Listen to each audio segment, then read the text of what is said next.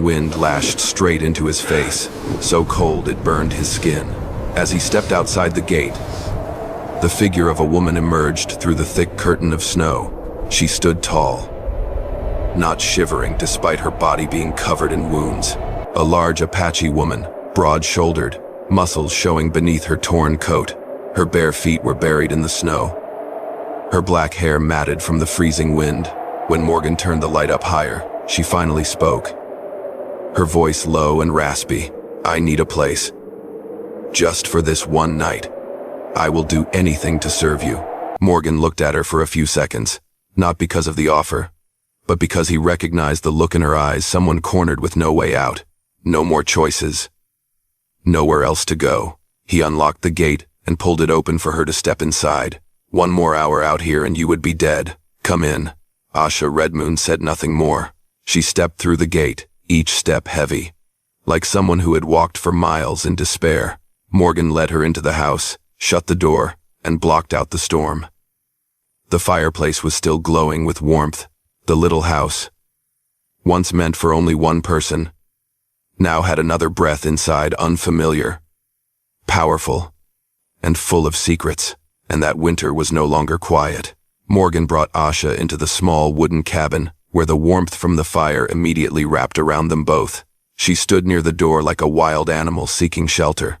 The light from the fireplace spilled across her shoulders and arms, revealing every bruise, every long, grayish-purple scar.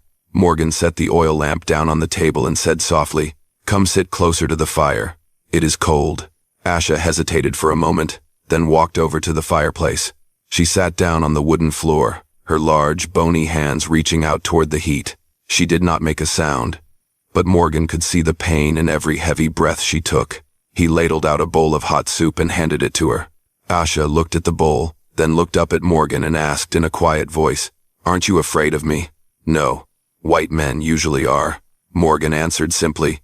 "I just see someone about to freeze to death. That is all." Asha lowered her head and began to eat, each spoonful seeming to take all the strength she had left. Morgan added a few more logs to the fire, the crackling sound filling the room like the house's familiar whisper.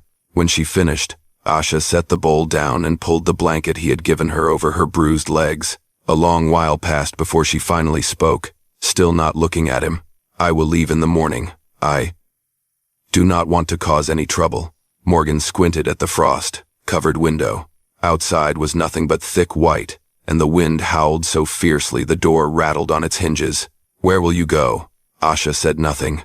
Morgan continued, his voice calm but firm. "The snow is knee-deep. Going out there now is suicide." Asha looked up at him, the suspicion in her eyes slightly fading, though the guardedness remained. "If I stay, what do you want me to do?" Morgan leaned against the wall, arms crossed. "Nothing. Just stay until the storm passes." Asha stared at him for a long time, as if searching his eyes for some hidden meaning, but Morgan did not look away. He said nothing more, only handed her another blanket. At last, she lay down by the fire, her breathing slowly evening out.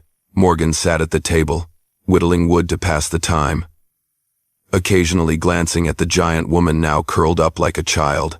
Outside, the white storm still screamed, and in Morgan Hale's little cabin, a strange night quietly unfolded.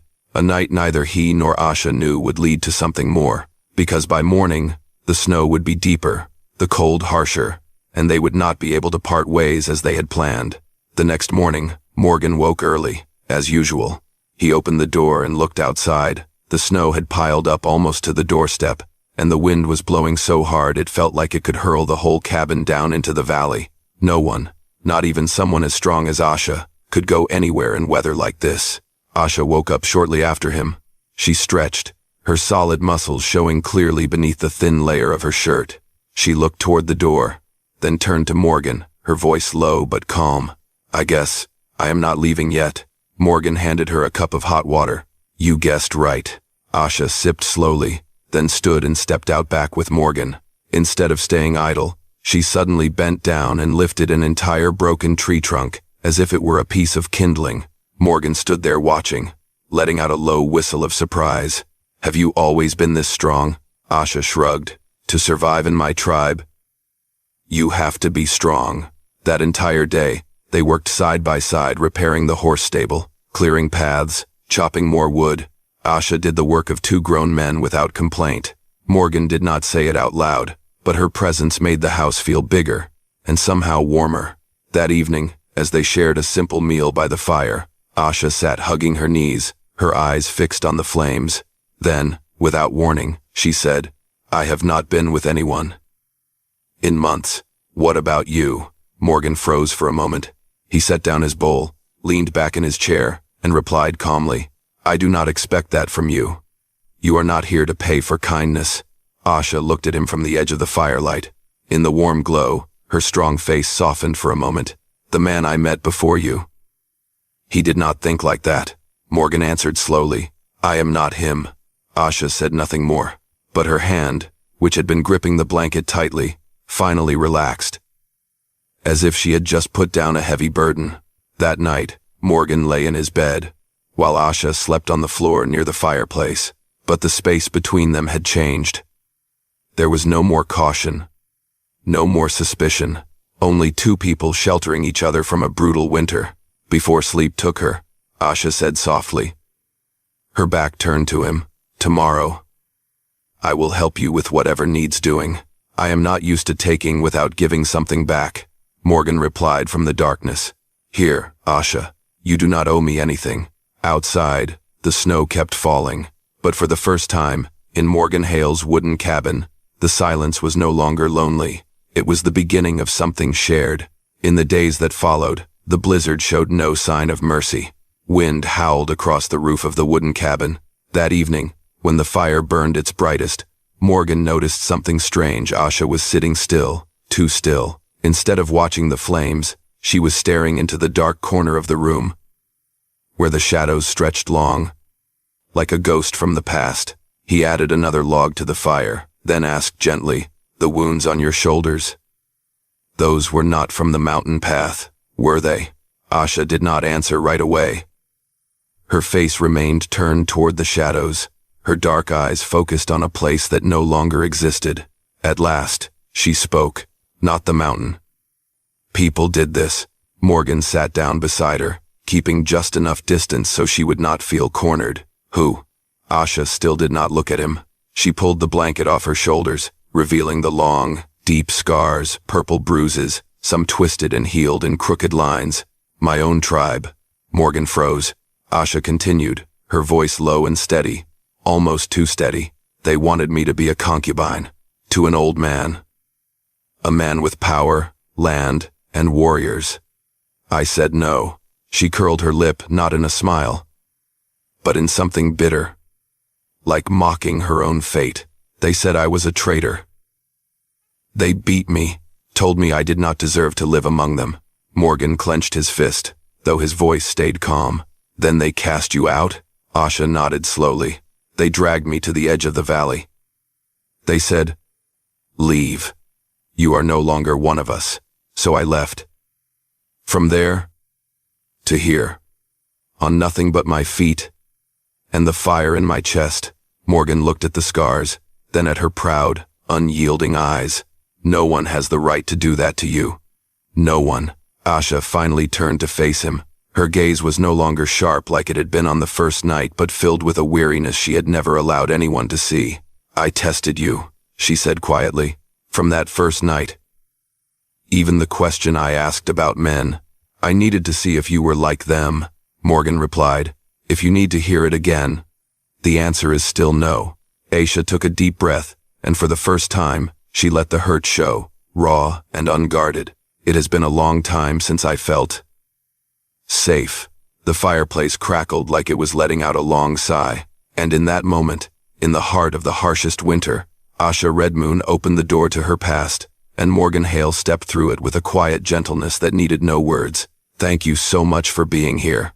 If this story brought back memories of dusty afternoons, of hoofbeats echoing in your chest, please subscribe to my channel, so that every day we can sit together again. And I will tell you one more story from the West. In the days after Asha opened up, the cabin felt different. No more cautious footsteps. No more wary glances like in the beginning. Asha grew used to Morgan, adding wood to the fire before she woke up. Used to the cup of hot water already waiting on the table, and to the way he quietly patched the cracks in the wall near where she slept. And Morgan grew used to the solid sound of Asha's footsteps outside, the way she lifted logs that took him a full minute just to drag. He got used to the feeling of someone else in the house, yet it never felt crowded. On a late winter afternoon, Asha stood in the doorway, arms crossed, eyes gazing out across the white valley. Her breath curled into thin mist, drifting across her strong, still face. Morgan stepped up beside her, holding a mug of hot coffee. The sky is calm today. Asha took the mug and warmed her hands over the steam. Then, out of nowhere, she asked, her voice barely above a whisper, "When spring comes, what happens then?" Morgan said nothing. He did not answer right away, because he knew she was not just talking about the weather. Asha was asking about herself. About them. About this roof over their heads. About something neither of them had dared name. He sat down on the porch step beside her. "What do you want to happen?" That question made Asha turn her head slightly, and for a brief moment, her dark eyes flickered with uncertainty. In that moment, she was afraid of losing what she had only just started to trust. She did not reply, but her fingers gripped the mug just a little tighter, as if trying to hold onto its warmth. Morgan looked down into the valley, his voice low but steady. "You do not have to leave, unless that is what you choose." A long silence stretched between them.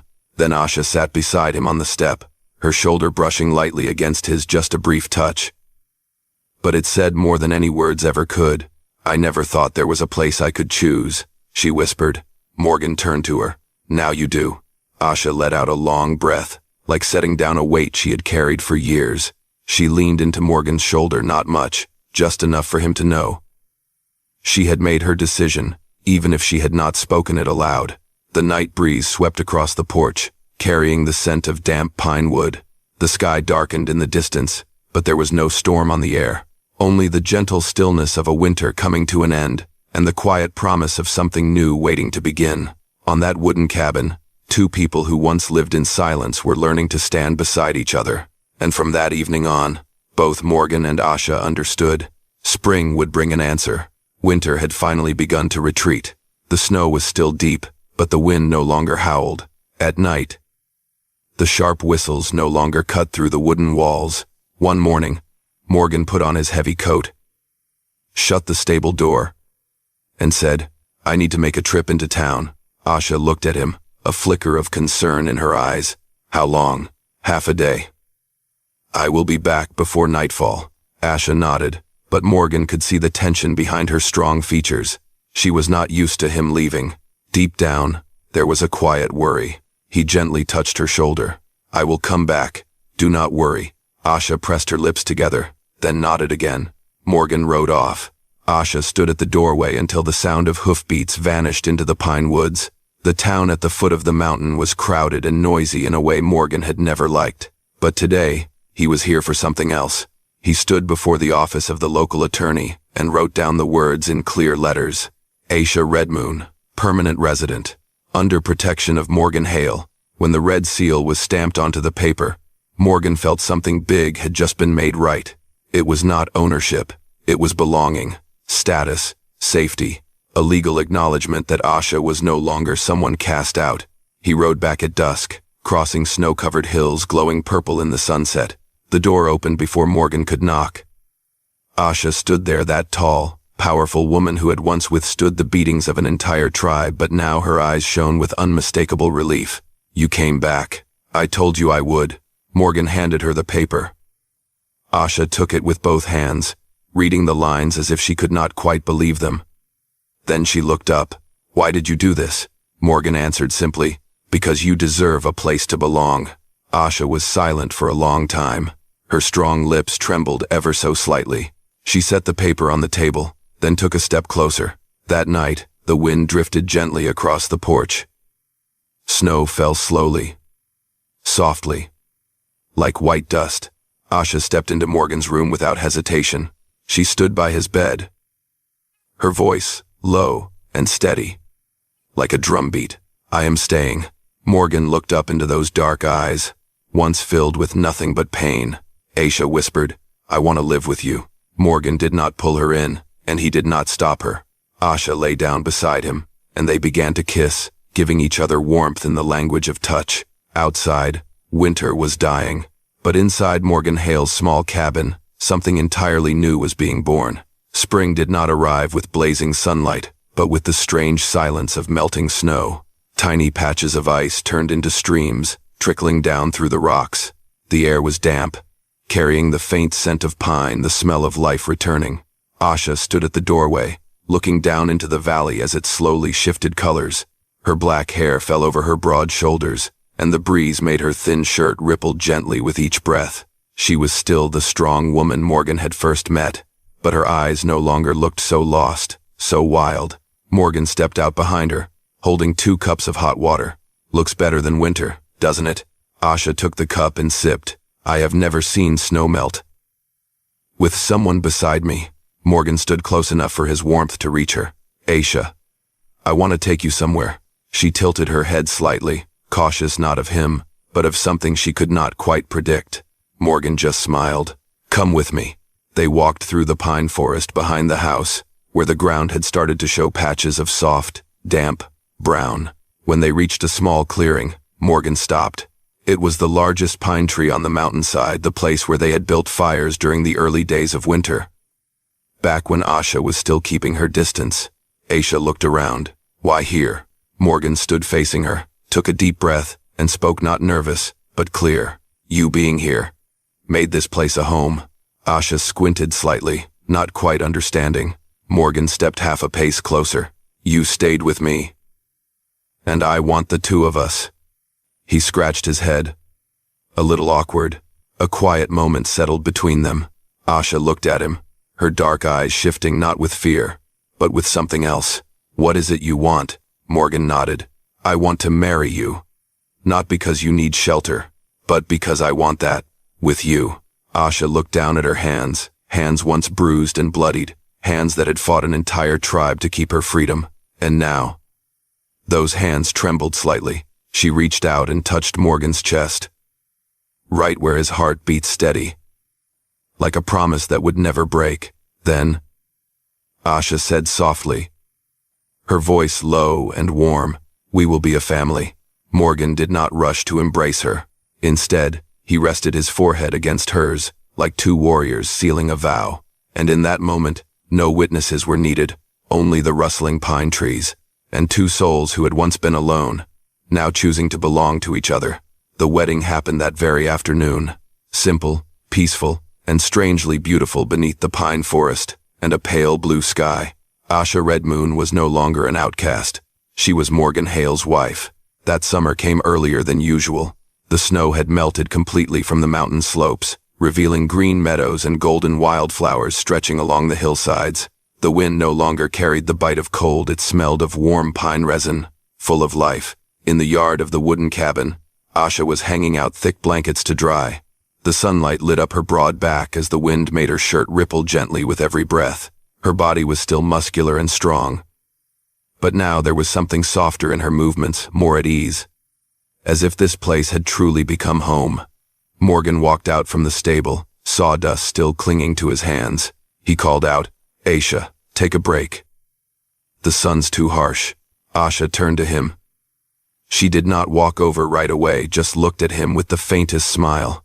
Then she placed a hand on her belly and sent that smile straight into his eyes. Morgan froze. "Asha." She slowly stepped closer to him. Without speaking, she took Morgan's hand and placed it over her stomach, still flat, but with a strange, gentle warmth inside. "In a few months," she said softly, "there will be one more person in this home." Morgan could not speak. He just pulled Asha into his arms, one hand wrapped around her waist, the other still resting on her belly, as if he never wanted to let go. In that moment, the sounds of the forest melted away, leaving only the rhythm of their breath blending together.